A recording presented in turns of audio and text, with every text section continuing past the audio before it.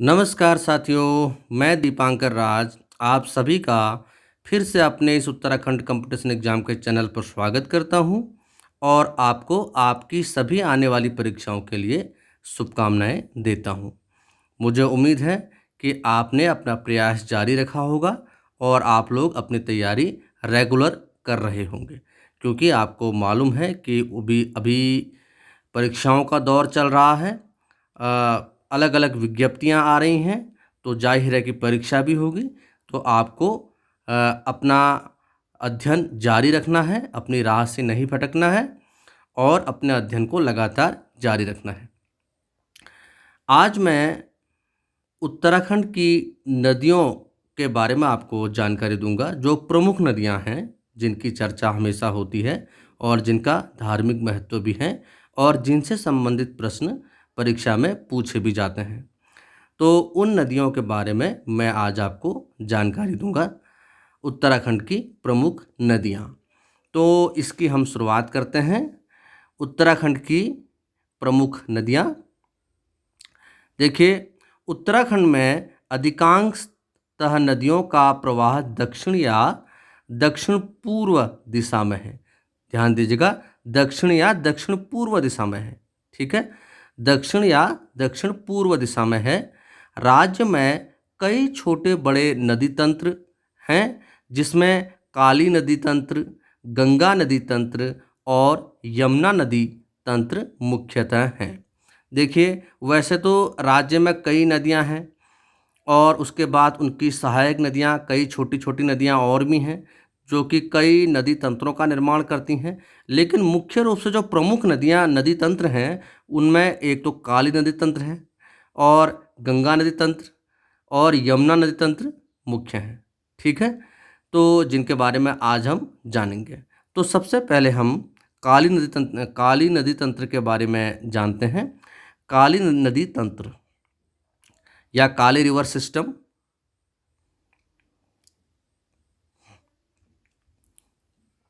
देखिए, उद्गम, काली नदी का जो उद्गम स्थान है वो है पिथौरागढ़ के सुदूर पिथौरागढ़ के सुदूर उत्तर में तिब्बत बॉर्डर के पास स्थित जैक्सर श्रेणी के पूर्व में स्थित काला पानी में है। तो काली नदी का जो उद्गम है वो है पिथौरागढ़ के सुदूर उत्तर में तिब्बत बॉर्डर के पास स्थित जैक्सर श्रेणी के पूर्व में स्थित काला पानी में है। तो काला पानी का जो उद्गम स्थान है वो है काला पानी, जो काली नदी का जो उद्गम स्थान है वो है काला पानी। ठीक है, इसकी जो लंबाई है वो है 252 किलोमीटर। लंबाई है इसकी 252 किलोमीटर। जो इस काली नदी की जो सहायक नदियां हैं वो है पूर्वी धौलीगंगा, गौरी गंगा, सरयू नदी। ठीक है, तो वैसे और भी कई छोटी छोटी नदियां काली नदी से आकर मिलती हैं, लेकिन मुख्य रूप से जो सहायक नदियां हैं वो है पूर्वी धौलीगंगा, गौरी गंगा, सरयू नदी आदि हैं। ठीक है, स्थानीय भाषा में इसे काला पानी गाड़ या काली गंगा कहा जाता है। ठीक है, यह नदी भारत नेपाल का बॉर्डर बनाते हुए बहती है। ठीक है, एक ये प्राकृतिक सीमा, भारत और नेपाल की प्राकृतिक सीमा ये बनाती है, जिसके एक तरफ भारत और दूसरी तरफ नेपाल बसता है। पिथौरागढ़ के बाद यह चंपावत में प्रवेश करती है। देखिए, वही नदी आगे बढ़ती हुई फिर चंपावत में प्रवेश करती है और टनकपुर में पूर्णागिरि के पास, पूर्णागिरि नामक स्थान है जहाँ पूर्णागिरि का एक मंदिर है, माता का शक्तिपीठ है। तो पूर्णागिरि के पास बरमदेव से शारदा नदी के नाम से नेपाल में प्रवेश करती है। ठीक है, तो ये चंपावत, जब पिथौरागढ़ के बाद ये चंपावत में प्रवेश करती है और टनकपुर में पूर्णागिरि के पास बरमदेव से शारदा के नाम से यह नेपाल में प्रवेश करती है। तो टनकपुर, बरमदेव से फिर यही काली नदी आगे जाकर शारदा कहलाती है और इसी नाम से यह नेपाल में प्रवेश करती है। स्कंद पुराण, अब इसकी पौराणिक मान्यता क्या है? स्कंद पुराण में इसे श्याम नदी कहा गया है, यानी श्याम का मतलब होता है काला, तो इसलिए स्थानीय भाषा में इसे काली नदी या काली गंगा के नाम से जाना जाता है।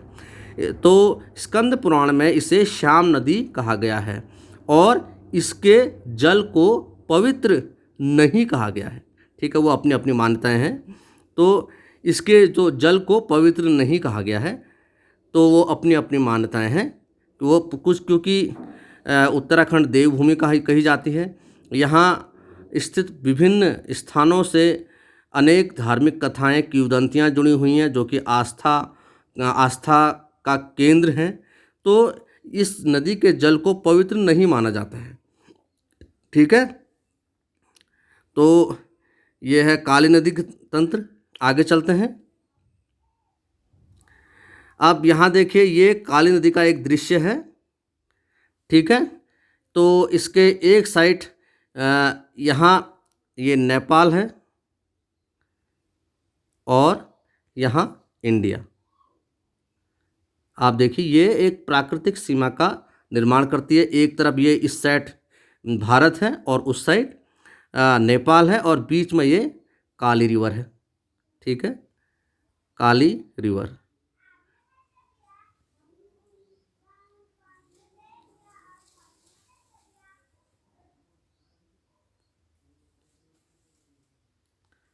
ये काली रिवर है और इसके एक साइड इंडिया और एक साइड नेपाल है, ये आप देख सकते हैं।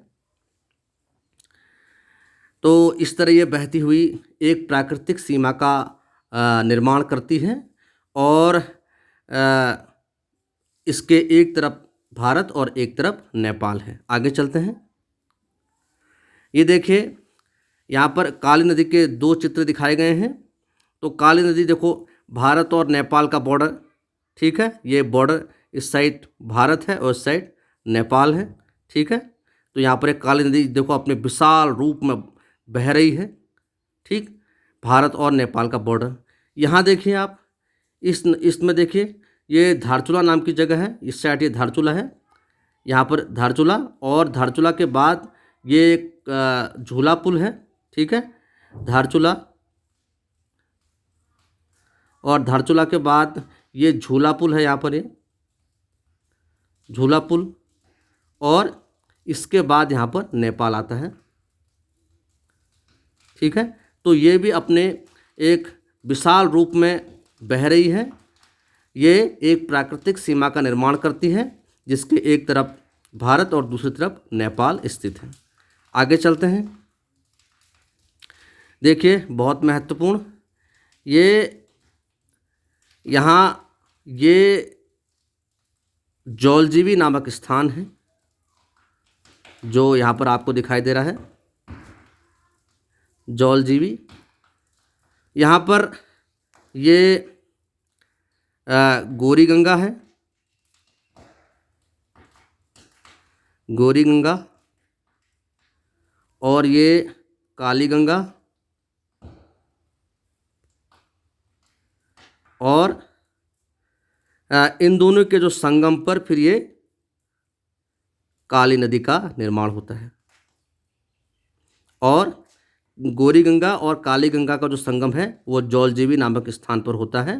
तो जौलजीबी काली गंगा और गौरी गंगा के संगम पर बसा हुआ है। यहाँ जौलजीबी, यहाँ मेला लगता है जौलजीबी का, जो कि काफ़ी प्रसिद्ध है, पर्यटन की दृष्टि से भी और व्यापारिक दृष्टि से भी काफ़ी प्रसिद्ध है। आगे चलते हैं। अब हम आते हैं गौरी गंगा उपतंत्र पे आते हैं। गौरी गंगा, ये काली के बाद हम गौरी गंगा उपतंत्र पे आते हैं।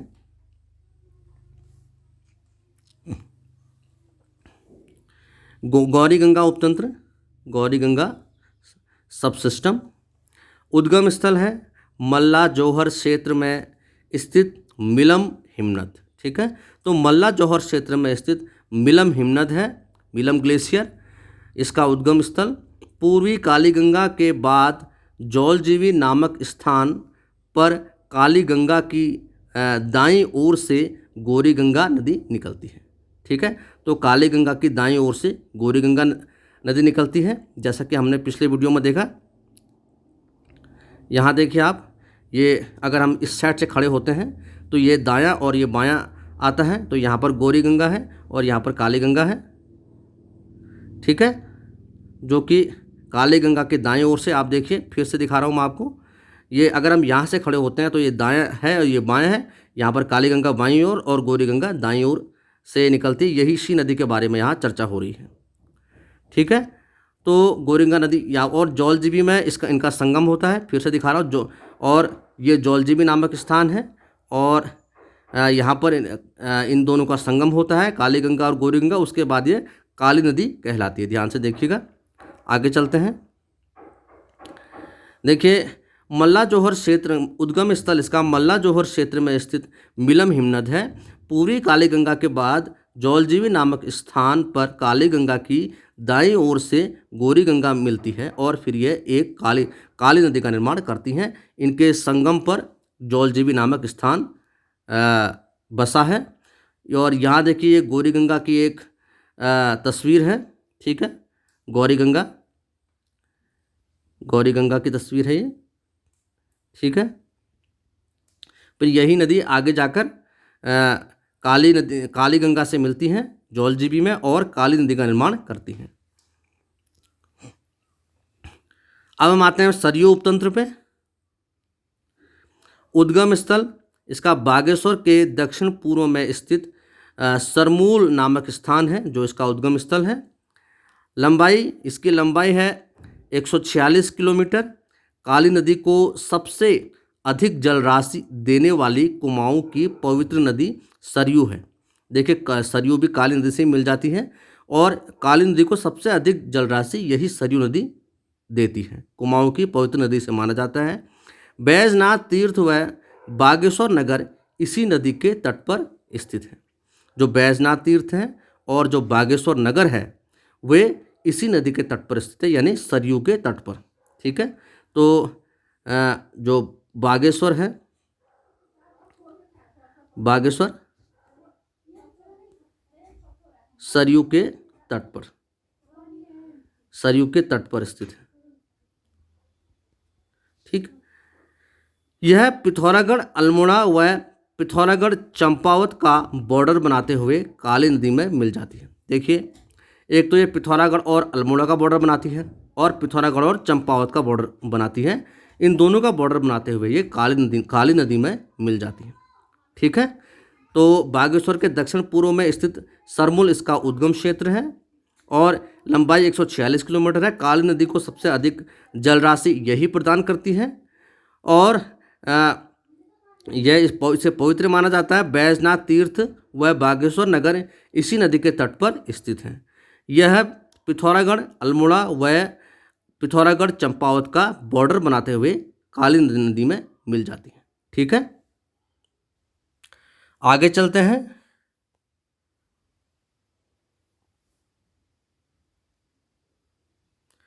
अब हम आते हैं लधिया नदी पर।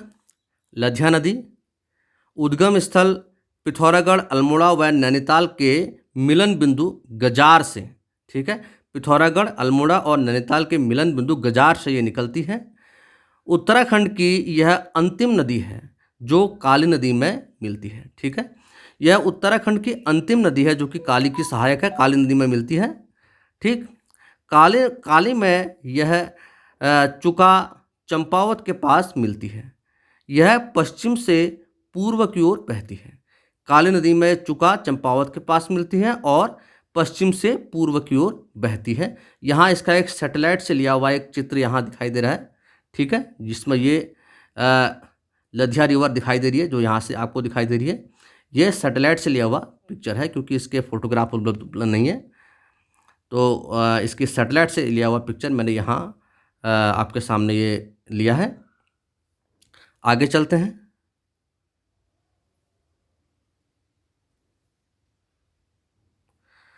अब हम आते हैं यमुना नदी तंत्र पर।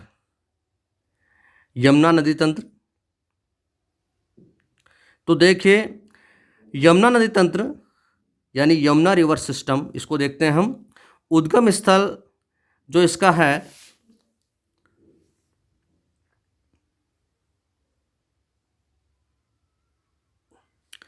जो इसका उद्गम स्थल है, उत्तरकाशी के बंदरपूंछ पर्वत के दक्षिण पश्चिमी ढाल पर स्थित यमुनोत्री हिमनद है।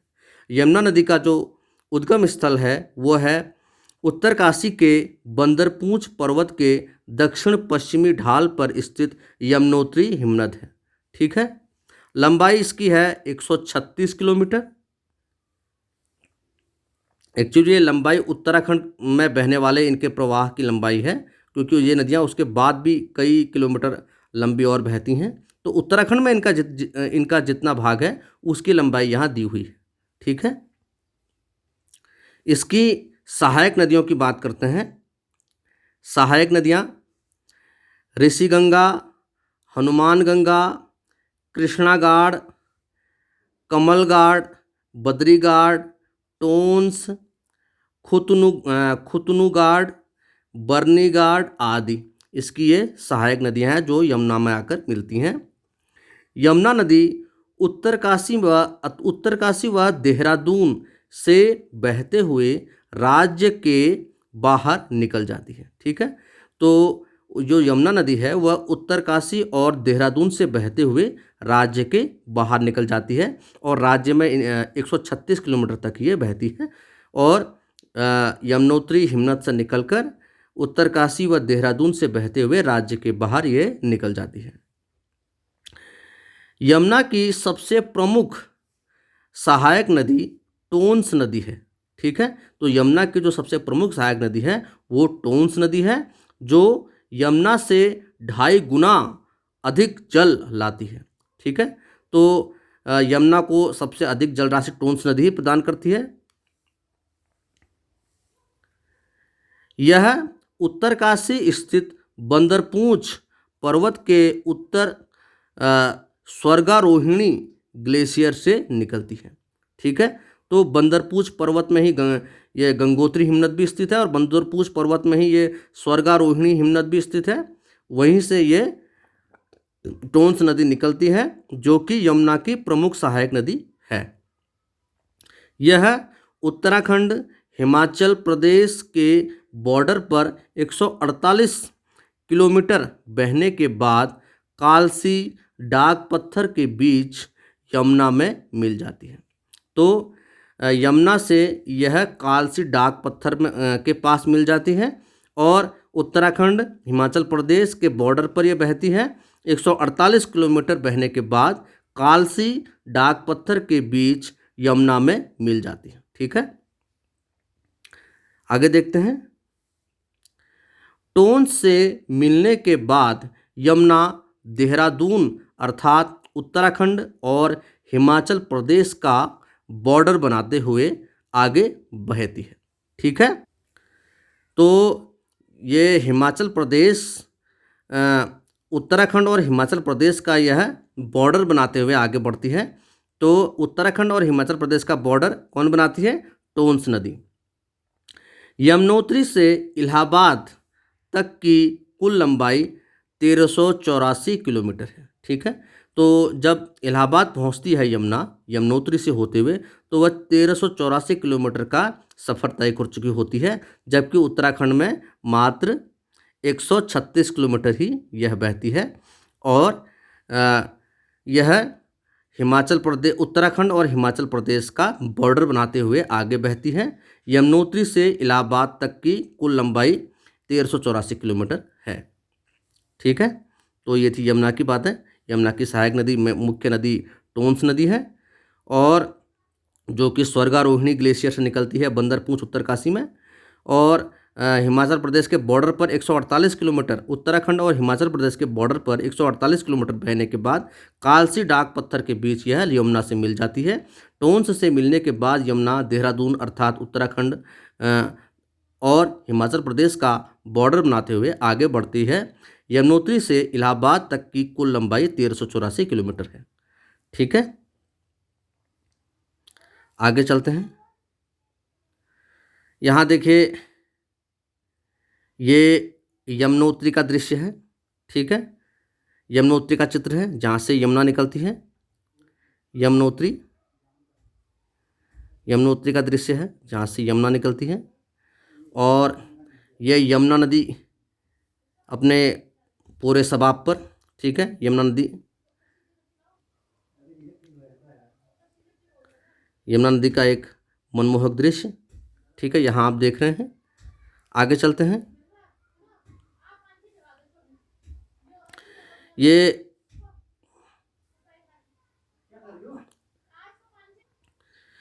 ताजमहल का दृश्य है। देखिए, ताजमहल, जो कि आप जानते हैं, ताजमहल,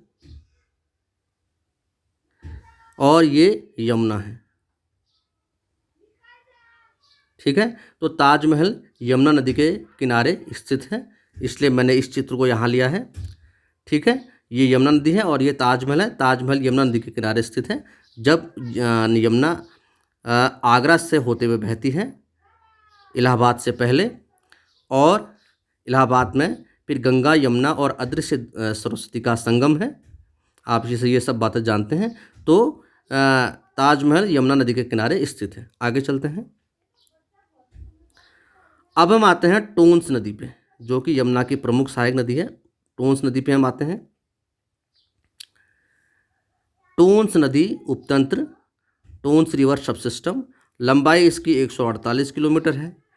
उद्गम स्थल उत्तरकाशी स्थित बंदरपूंछ पर्वत के उत्तर स्वर्गारोहिणी ग्लेशियर। ये हमने यमुना नदी के बारे में भी पढ़ा, उस समय भी हमने इसको पढ़ा था, स्वर्गारोहिणी ग्लेशियर।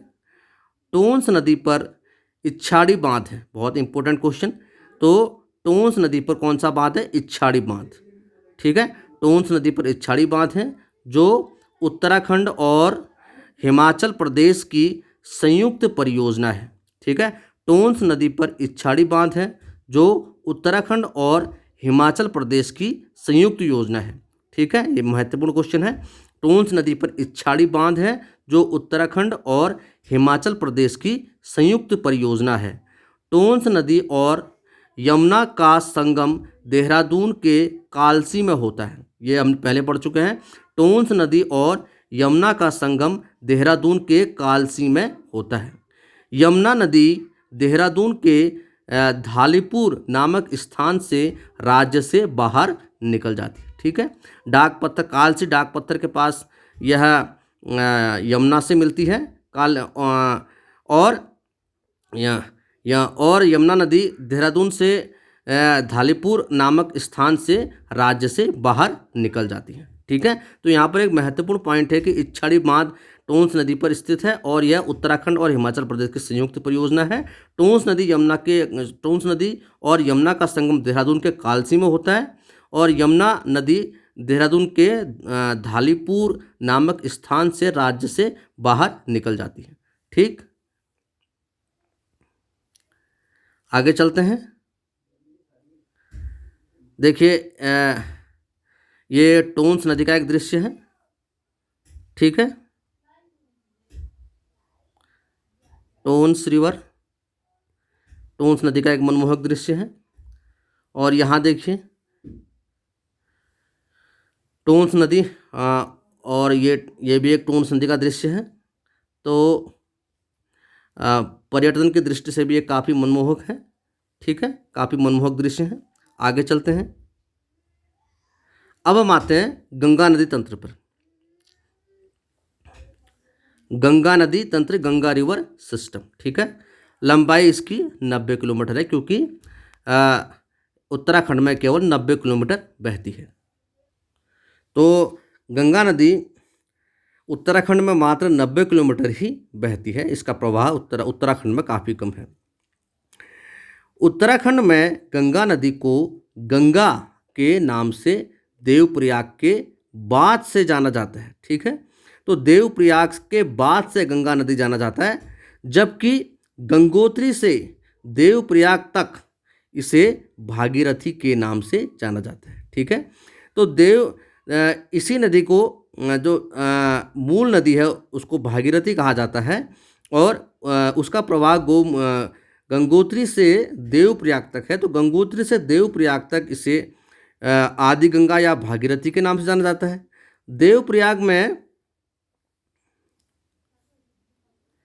देवप्रयाग में भागीरथी और अलकनंदा मिलकर गंगा के नाम से आगे बढ़ती हैं। ठीक है, देवप्रयाग में भागीरथी का देवप्रयाग में भागीरथी का संगम अलकनंदा से होता है और भागीरथी और अलकनंदा मिलकर गंगा के रूप में आगे बढ़ते हैं, गंगा का निर्माण करते हैं और उसी नाम से आगे बढ़ते हैं। और हरिद्वार में गंगा में रतमऊ तथा सोलानी नदियाँ मिलती हैं। ठीक है, ये सब छोटी छोटी सहायक नदियाँ हैं। तो हरिद्वार में भी गंगा से रतमऊ तथा सोलानी नदियाँ मिलती हैं। देवप्रयाग से हरिद्वार तक गंगा की लंबाई 90 किलोमीटर है। ठीक है, तो चूँकि देवप्रयाग से गंगा का निर्माण होता है और हरिद्वार तक गंगा उत्तराखंड में बहती है, हरिद्वार के बाद फिर उत्तराखंड से बाहर चली जाती है, तो देवप्रयाग से लेकर हरिद्वार तक गंगा की लंबाई 90 किलोमीटर है। इस प्रकार गंगा का प्रवाह उत्तराखंड में मात्र 90 किलोमीटर है। आगे चलते हैं। अब देखिए यहाँ पर बहुत महत्वपूर्ण चीज़ आप देखिए, ये देवप्रयाग का एक दृश्य है, मैंने जो लिया है यहाँ पर, ये देवप्रयाग है। ठीक है, तो ये है देवप्रयाग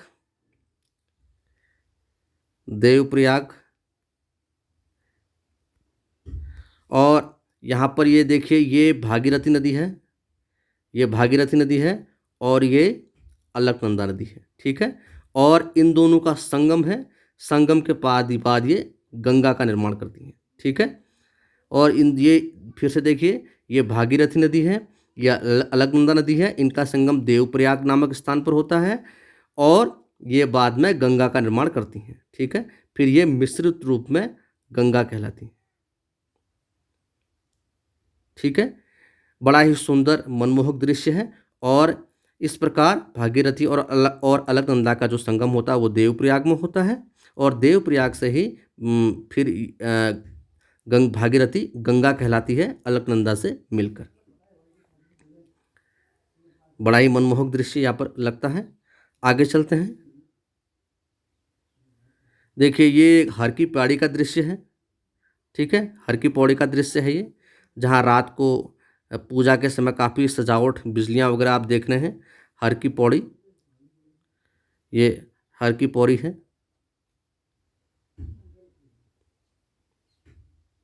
हरिद्वार, जहाँ गंगा पूजन की बड़ी आस्था है। आगे चलते हैं। देखिए, ये हर की पौड़ी का एक और दृश्य है। देखिए आप, हर की पौड़ी, जहाँ स्नान के लिए जाते हैं। स्नान से यहाँ मान्यता है कि सारे पाप धुल जाते हैं। आगे चलते हैं। अब हम आते हैं अलकनंदा उपतंत्र पर। अलकनंदा उपतंत्र उद्गम स्थान है। अलकनंदा का उद्गम स्थल उत्तरकाशी और चमोली सीमा पर स्थित स्वर्गारोहिणी में पर स्थित सतोपंत ग्लेशियर से होता है। सतोपंत ग्लेशियर से होता है। लंबाई इसकी 195 किलोमीटर है। सहायक नदियाँ सरस्वती, पश्चिमी धौलीगंगा, नाबलिका, लक्ष्मण गंगा, नंदाकिनी, पिंडर और मंदाकिनी इसकी सहायक नदियाँ हैं जो कि इससे मिलती हैं। अलकनंदा का प्राचीन नाम विष्णु गंगा है। सतोपंथ ताल से होती हुई 195 किलोमीटर की यात्रा के बाद देवप्रयाग में भागीरथी नदी में यह नदी मिल जाती है। ठीक है, और गंगा का निर्माण करती है। अलकनंदा में सर्वप्रथम लक्ष्मण गंगा नदी मिलती है। आगे बढ़ने पर बद्रीनाथ से उत्तर पश्चिम में स्थित केशवप्रयाग में सरस्वती नदी से मिलती है। नंदप्रयाग में इससे नंदाकिनी नदी मिलती है और जो कि त्रिशूल पर्वत के पास स्थित नंद घूंघटी से निकलती है। कर्णप्रयाग में अलकनंदा में पिंडर नदी मिलती है। रुद्रप्रयाग में इसमें मंदाकिनी नदी मिलती है जो कि केदारनाथ के पास स्थित मद्रांचल श्रेणी व हिमनद से निकलती है। ठीक है, देवप्रयाग टिहरी में अलकनंदा, बहू और भागीरथी सास का संगम स्थल है। ठीक है, तो देवप्रयाग में भागीरथी और अलकनंदा का संगम होता है जो कि टिहरी जनपद, देवप्रयाग कहाँ है, टिहरी जनपद में है और टिहरी जनपद में भागीरथी और अलकनंदा को सास बहू के नाम से जाना जाता है। देखिए ये अलकनंदा है, ठीक, अलकनंदा का एक मनमोहक दृश्य, अलकनंदा नदी। आगे चलते हैं। देखिए यहाँ पर भागीरथी और अलकनंदा का जो संगम ये देवप्रयाग है, ये हम पहले भी देख चुके हैं, ठीक है। तो ये सास बहू क्यों कहलाती है, ठीक, जैसे कि हमने पिछले देखा था। देखिए ये देखो, ये भागीरथी है, ये अलकनंदा है, ठीक है। तो इसका प्रवाह देखिए आप, भागीरथी शांत है, अलकनंदा बिल्कुल अपने वेग से आ रही है, ठीक है। ये देखिए,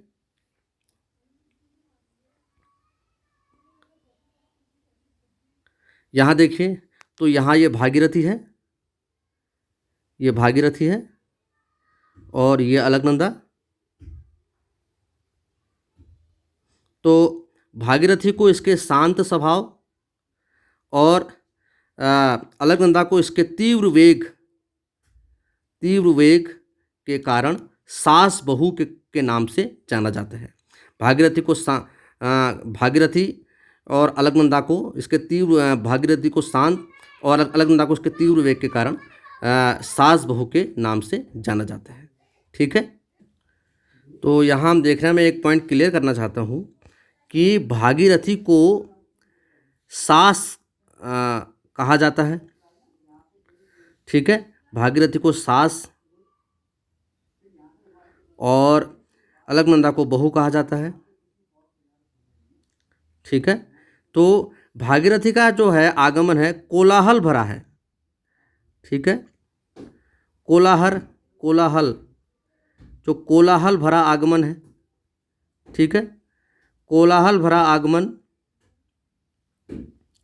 और अलकनंदा का शांत आगमन है, ठीक है। तो भागीरथी को इसके कोलाहल भरे आगमन के कारण सास कहा जाता है और अलकनंदा को इसके शांत आगमन के कारण बहू कहा जाता है, ठीक है।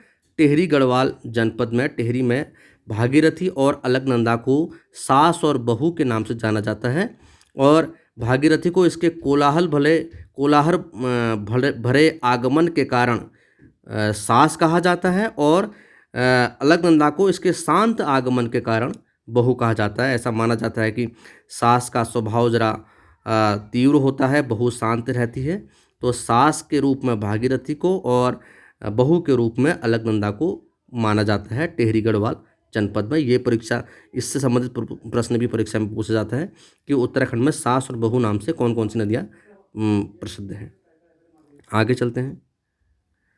अब हम आते हैं भागीरथी उपतंत्र पे।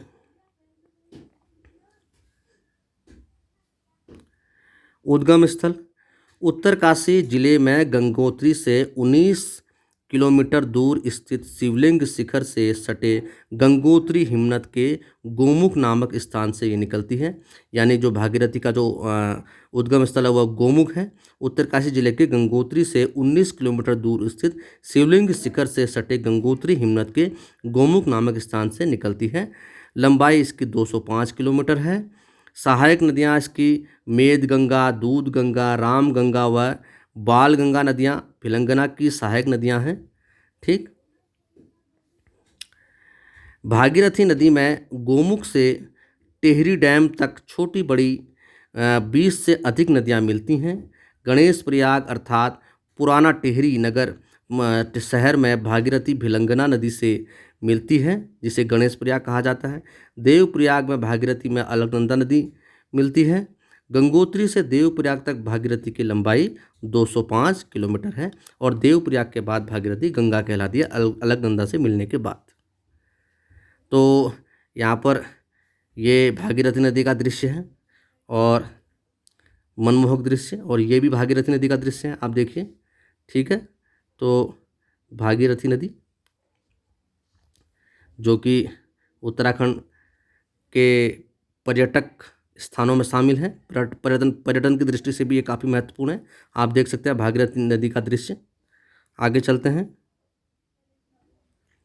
देखिए ये जो टिहरी डैम के पास का एक दृश्य है। जो टिहरी डैम बनने के बाद भागीरथी नदी कुछ इस तरीके की दिखती है। ये भागीरथी नदी है, ठीक है। टिहरी डैम बनने के बाद भागीरथी नदी कुछ इस तरह की दिखती है। ये टिहरी डैम के पास का स्थान है। आगे चलते हैं। देखिए ये गोमुख है जहाँ से भागीरथी नदी निकलती है।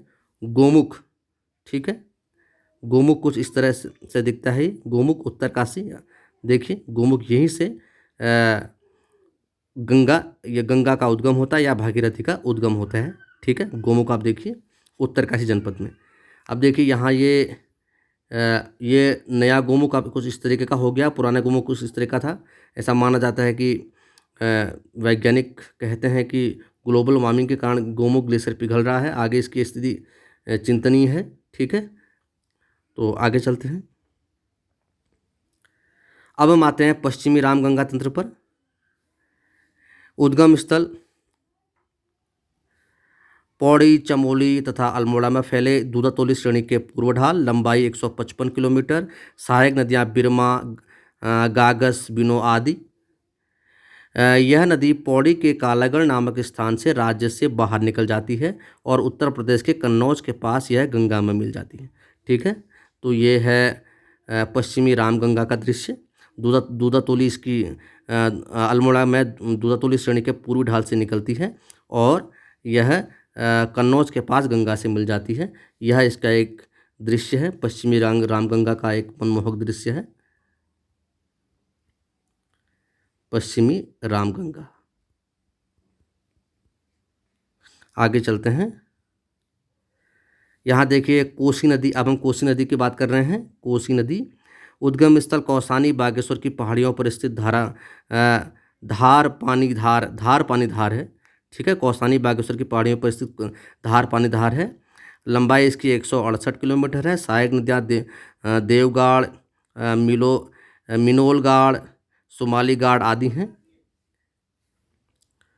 उधम सिंह नगर में 168 किलोमीटर बहने के बाद उधम सिंह नगर के सुल्तानपुर स्टेशन पर राज्य से ये बाहर निकल जाती है, ठीक है। यह उधम सिंह नगर में 168 किलोमीटर बहने के बाद उधम सिंह नगर के सुल्तानपुर स्टेशन पर राज्य से बाहर निकल जाती है। ये इसका एक दृश्य है, ठीक है। कोसी नदी का एक दृश्य है। आगे चलते हैं। अब मैं